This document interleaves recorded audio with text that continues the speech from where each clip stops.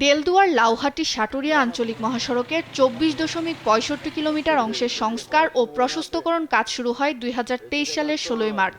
প্রায় ২৯৪ কোটি টাকা ব্যয়ে রিজিড পেভমেন্ট ও নতুন কালভার্ট নির্মাণের দায়িত্ব পায় আইসিসিএল রেভার্সি ও এনডি নামের দুই ঠিকাদারি প্রতিষ্ঠান।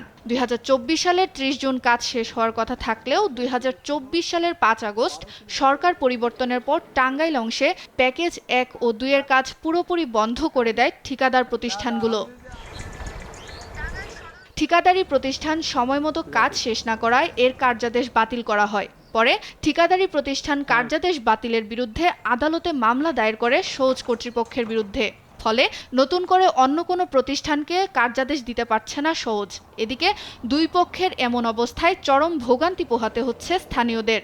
রাস্তাটা কাজ ধরে আর সম্পূর্ণ কাজ শেষ করে নাই, রাস্তাঘাটে চলা খুবই মুশকিল। চলা খুব কষ্ট হইতেছে কাজ করতে, গাড়ি ঘোড়া চলতে অসুবিধা হইতেছে। সড়কের গর্তে পড়ে গাড়ি নষ্ট হওয়ার পাশাপাশি প্রতিদিনই দুর্ঘটনা হচ্ছে বলে অভিযোগ চালকদের। কষ্টের কোনো শেষ নাই ভাই, এই রাস্তায় গাড়ি চালানো সম্ভব না, এনে চালাই খালি বিপদে পড়ে।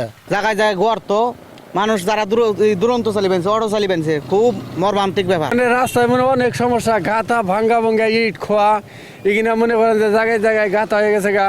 এ বিষয়ে যোগাযোগ করেও ঠিকাদারি প্রতিষ্ঠানের বক্তব্য পাওয়া যায়নি। তবে সওজের উপবিভাগীয় প্রকৌশলী বলছেন, ঠিকাদার আদালতে কার্যাদেশ বাতিলের বিরুদ্ধে মামলা করায় নতুন করে টেন্ডার দেওয়া যাচ্ছে না, ফলে আটকে গেছে উন্নয়নের কাজ।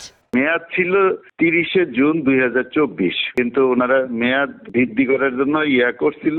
এর মধ্যে তো ওই যে ৫ই আগস্টের পরে ওনারা কাজ আর করতে পারে নাই, ওনারা আর আসে নাই। চুক্তি যে বাতিল করা হয়েছে ওইটার বিরুদ্ধে আবার ওনারা রিট করছে।